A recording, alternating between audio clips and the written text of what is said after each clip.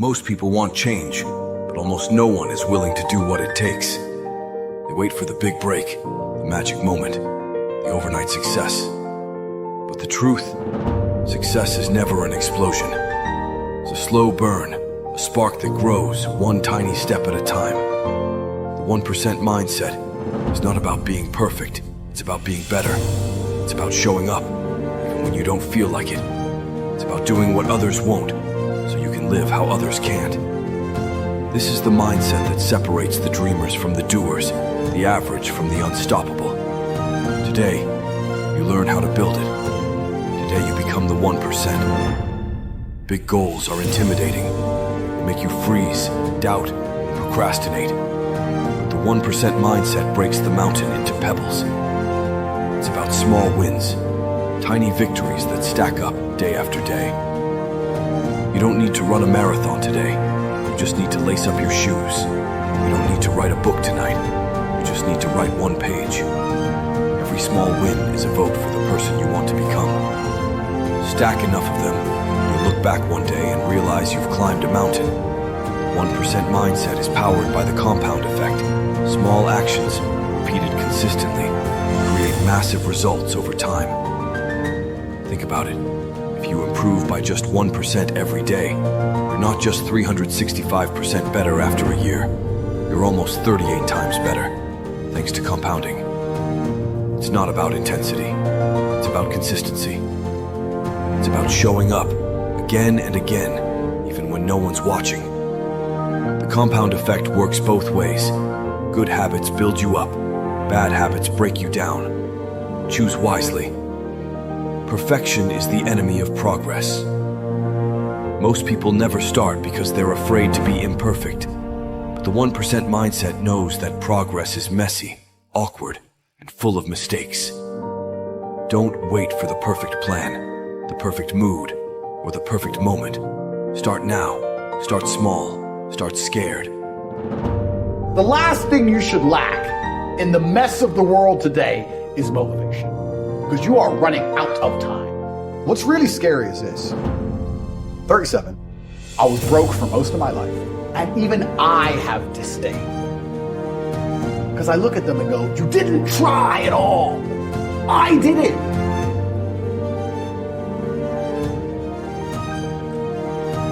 You now have no value to add to the world. It would be massively unfair, right? Everybody changes, and that's fine. I'm not the kind of person who's going to sit and apologize for his past. I believe all's well that ends well. I believe we're humans and we grow and we learn. I'm from a low-income background. I did what I had to do to survive. I remember walking to sixth form college. I was 16 or 17 with my 4 friends, and a Ferrari burnt past us. And I said to my boys, I was like, man, how'd that guy get that car? And they're like, don't know. I was like, doesn't that annoy you? I'm like, why would it annoy me? Because we're going to school. Our parents are on council estates. Like, we're trying to scrape 20 pounds a week to eat. This dude has 400 grand for a car. Doesn't that aggravate you? Doesn't that show you that there's something about the world you do not understand? That you're missing something? And they're all like, not really. And they're all the dudes who are right now at home, 9 to 5, couple blowjobs, da-da-da. I was never that guy. I was pissed off for weeks because I saw some dude in his Ferrari. Do you understand? I was like, no, I have to. So now when I push my Ferrari, I'm like, this is the full circle. This is the universe giving me what I've always been manifesting.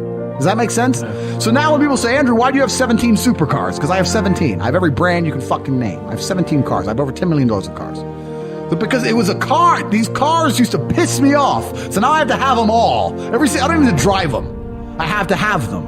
I'm trying to conquer the earth, my friend. Maybe I'm crazy, but this is what I'm trying to do. It's what I've always been trying to do. So I've never been satisfied. To this day, I'm making more money now than I was making in my cam days. I'm still not happy. But I don't judge my life on happiness. I don't look at it that way. I look at all the other human metrics and say, where am I failing? Am I in good shape? Yeah. Am I rich? Yeah. Do I have good friends, good connections? Yeah. Do I do whatever I want? Am I free? Tick, tick, tick, tick, tick, tick, tick. Well, fuck it then. Then life's fine. I first made my millions of dollars. The first time I ever became a millionaire was with Webcam Studio. First ever made money. I mean, I was a kickboxing world champion, but kickboxing's not boxing, right? Yeah. So I'd make like $100,000 a fight. You fight 2 or 3 times a year. You pay 20% to your manager. You pay taxes, but you're not rich. And I didn't consider myself rich. Like 30, 40 grand chunks, twice a year, maybe 3 times a year, living in London. London rents, need a car. You're trying, you're not rich in any way. And that's actually the reason I retired, because I woke up one day and I thought, I'm giving 6 hours a day of absolute focus and energy to this. And I believe I'm smart enough that if I put that much tenacity into something else, I can be a multimillionaire. I truly believed that. I was like, I've realized now I've reached the pinnacle of kickboxing. My choice is either to change over to MMA, which I was offered to do earlier in my career, but at the time the kickboxing contract paid more money. I had to pay the bill, so I went kickboxing. Change over to MMA, learn to wrestle, change over to UFC, blah, blah, blah. But this is also like 7-8 years ago where even the UFC didn't pay the money it pays now. But the UFC still doesn't pay that much money from what I understand. No, if you're like top 5 or champion, yeah. But most of the dudes you're going to see there in the prelims, they're getting 10 grand a fight, 9 grand a fight. It's nothing, right? So it'd be like starting my career all over again. And at the age of 28, I thought, I don't have the gumption to start again. I've been through hell for this. I've broken my hand 8 times. My ribs have been broken. I did it with all of the pain I went through and all the problems I had, while also fighting and becoming a kickboxing world champion. I still managed to do it. You started at a higher bracket than me. You started from a middle income home. Your dad you had food. I didn't have food and I was a world champion. How did you fail so massively? And I look at them and just think of them as, you're an idiot. And if I feel that, imagine how the elites look at this. Imagine you're born into a lineage, a bloodline that have been in charge of the banks forever. Imagine how you view them. You think you give a shit whether they live or die? I'm talking about someone who's only been rich for 10 years. And when someone comes and complains to me about being broke, I'm like, oh, you're a dumb.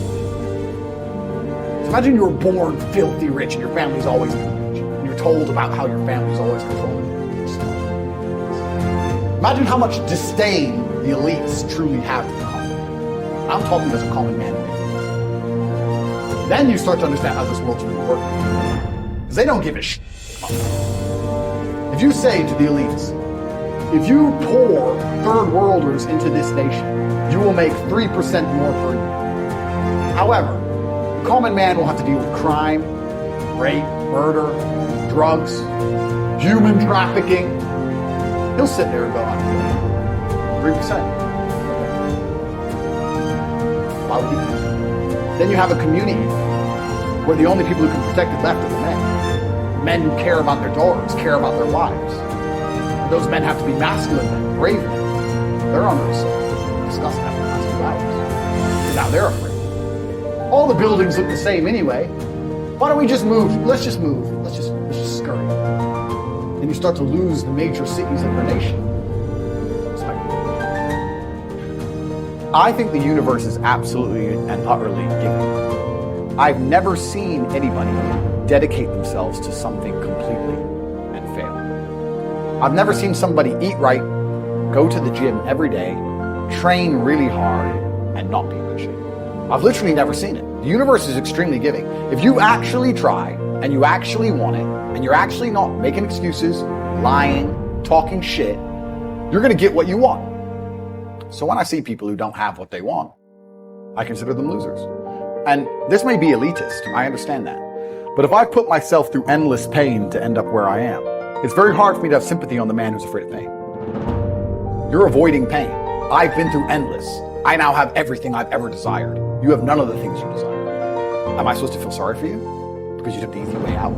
Am I supposed to look at you and go, oh, poor dude? No, you were a fucking coward. You didn't go through the shit I went through. You didn't put it on the line. So you deserve your substandard reality. That's what you deserve. You're a fucking loser. Because if you actually wanted it, and you actually tried, you'd have it. You could have anything you want. Universe is super giving. You want a fucking Ferrari, you can have it. You want that bitch, you can have her. You can have anything you want on the planet. There's not a girl I look at that I want that I can't have. Not one. That's my reality. There's not a car I can't have. There's not a house I can't buy. If I want to go to a yacht, if I want to go to Antarctica, there's nothing I can't have. Bam. Because I've decided to become this man. It's the same for absolutely every single one of you at home. If you want it, you can have it. If you're sitting there saying, oh, but I tried my best and I still didn't get it, you're lying. You didn't try your best.